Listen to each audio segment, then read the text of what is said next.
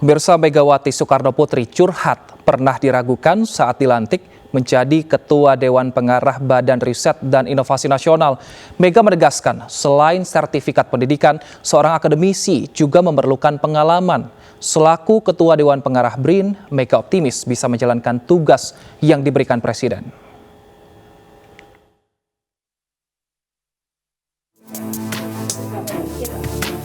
Ketua Dewan Pengarah Badan Riset dan Inovasi Nasional hadir secara virtual dalam forum komunikasi riset dan inovasi. Dalam kesempatan tersebut, Mega mencurahkan isi hatinya lantaran pernah diragukan banyak pihak terkait posisi dirinya di BRIN. Boleh nggak ya CV saya ditampilkan? Karena banyak orang meragukan saya. Karena katanya, kenapa Ibu Mega yang mesti masuk ke menjadi Ketua Dewan Pengarah? Beliau bukan seorang akademisi. Saya lalu garuk-garuk kepala. Sebetulnya yang disebut akademisi itu apa tuh ya? Hanya teori atau sampai pada tingkat implementasi? Pasti semuanya akan bilang sampai pada tingkat implementasi. Nah, mungkin teori saja. Teori nanti bisa berbantahan. Nah, jadi dengan demikian, saya buka lagi ketika saya ditugasi, saya bilang sama Pak Kepala, jangan alergi, ini coba dilihat dulu. Kalau jelek jangan diambil, yang bagus mari kita ambil. Lebih lanjut, Mega menegaskan bahwa dirinya ditugaskan Presiden Joko Widodo demi kepentingan bangsa. Tak hanya Dewan Pengarah, Ketum PDI Perjuangan tersebut juga menjabat sebagai Ketua Dewan Badan Pembinaan Ideologi Pancasila. Bukan kali ini saja Megawati mencurahkan hatinya dalam berbagai kesempatan. Ada apa sebenarnya dengan curhatan Megawati tersebut? Sudah bergabung bersama kami pengamat politik Hoirul Umam. Selamat malam Mas Hoirul. Selamat malam Mas Yusam.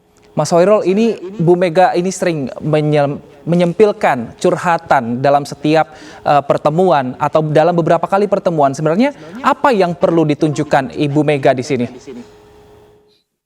Ya, terima kasih Mas Yusam. Pada dasarnya apa yang disampaikan oleh Bu Megawati ini adalah bentuk sindiran yang kemudian seolah menjadi bagian dari gaya komunikasi politik Bu Megawati. Tetapi pada konteks ini sebenarnya kemudian Bu Mega juga ingin mengekspresikan bahwa ada ego seorang Bu Mega yang juga tidak ingin di underestimate di dalam konteks lingkungan akademik yang kemudian menjadi wadah yang bernama BRIN.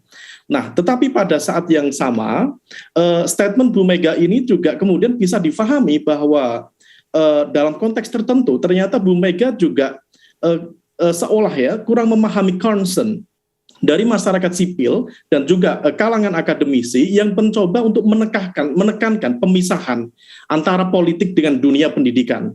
Jadi betul memang politik adalah kebijakan. Siapa yang menguasai politik dialah yang menentukan arah kebijakan pendidikan.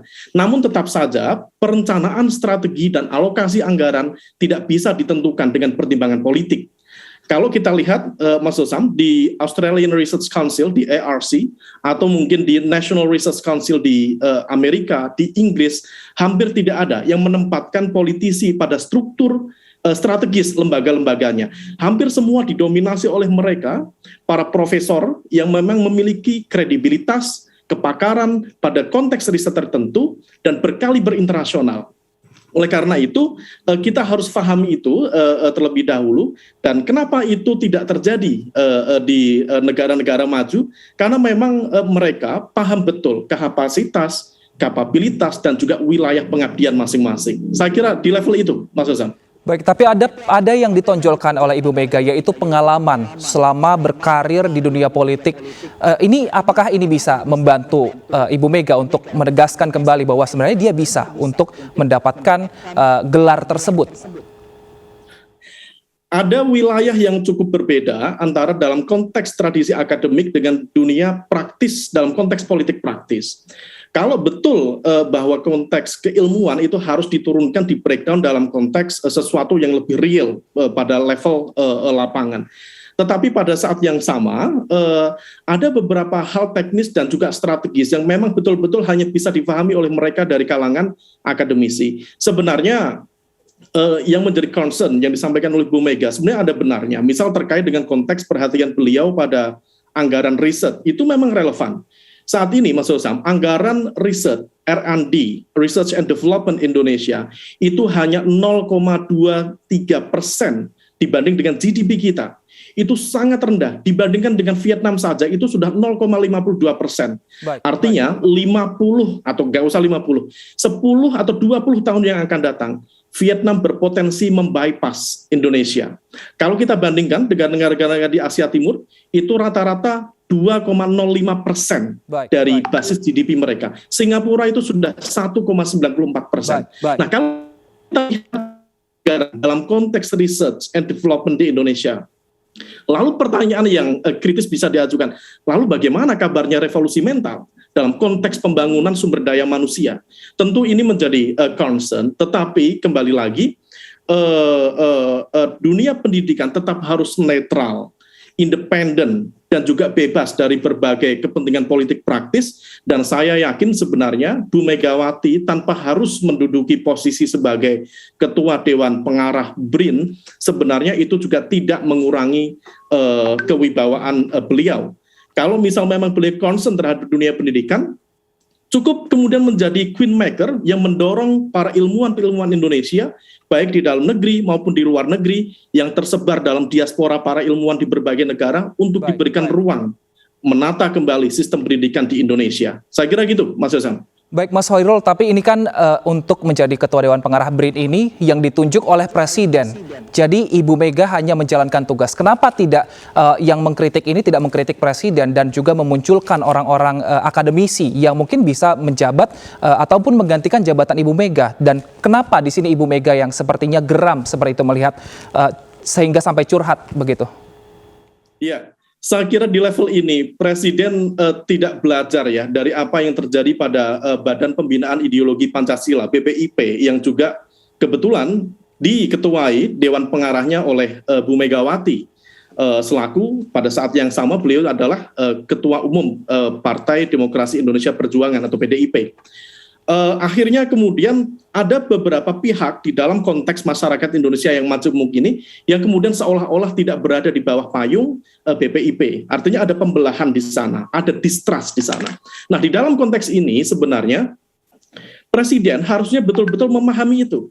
Saya pribadi berharap penunjukan Bu Mega bukan hanya semata-mata kemudian didasarkan pada keinginan untuk menghormati tetapi pada takaran yang tidak tepat.